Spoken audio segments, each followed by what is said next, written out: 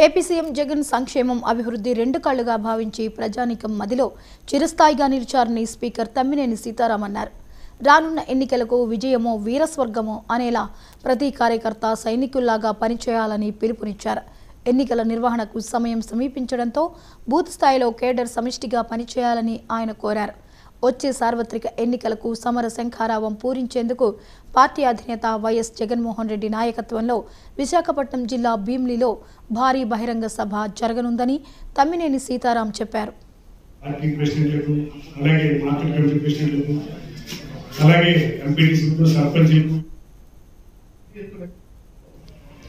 మన ఊరికే వెళ్ళినప్పుడే ఇదేదో అయిపోయిందిలే మీటింగ్ అన్నటువంటిది కాకుండా అది ముఖ్య కార్యకర్తలు మన వాళ్ళందరూ పిలుచుకొని సమావేశమై ప్రతి ఒక్కరిని కూడా సమావేశపరిచి మనం ఎక్స్ప్లెయిన్ చేయాలి.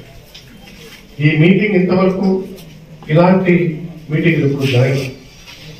నియోజకవర్గానికి వస్తారు, మనం జిల్లాలకు వస్తారు. బిఫోర్ గోయింగ్ టు దట్ ఆయన చేయాల్సినటువంటిది ఏమిటి, ఆయన వాళ్ళతో మాట్లాడాల్సినటువంటిది ఏమిటి అన్నటువంటిది ఖచ్చితంగా ఒక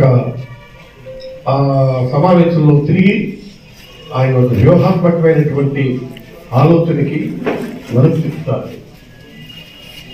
కాబట్టి అక్కడ మనం అంతా కూడా ఎంతో బాధ్యతాయుతంగా వ్యవహరించాల్సినటువంటి అవసరం ఉంది. ఆలోచనకు వచ్చి తను ప్రసంగిస్తారు. తను ప్రసంగించేటప్పుడు అందులో అంశాలను చాలా కీలకంగా మనం పరిగ్రహించాల్సినటువంటి అవసరం ఉంది. ఇది సమావేశం అత్యంత ప్రాధాన్యత కలిగినటువంటి సమావేశంగా గుర్తిరిగి మనం మన పక్కనే ఉన్నటువంటి కార్యకర్తలందరూ కూడా సమావేశపడతారు.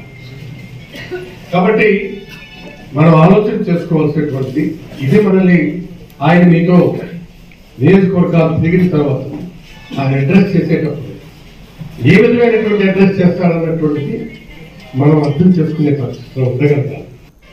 పెద్ద ఎత్తున గ్రామాల్లో మనం ఊరికే వెళ్ళినప్పుడే ఇదేదో అయిపోయిందిలే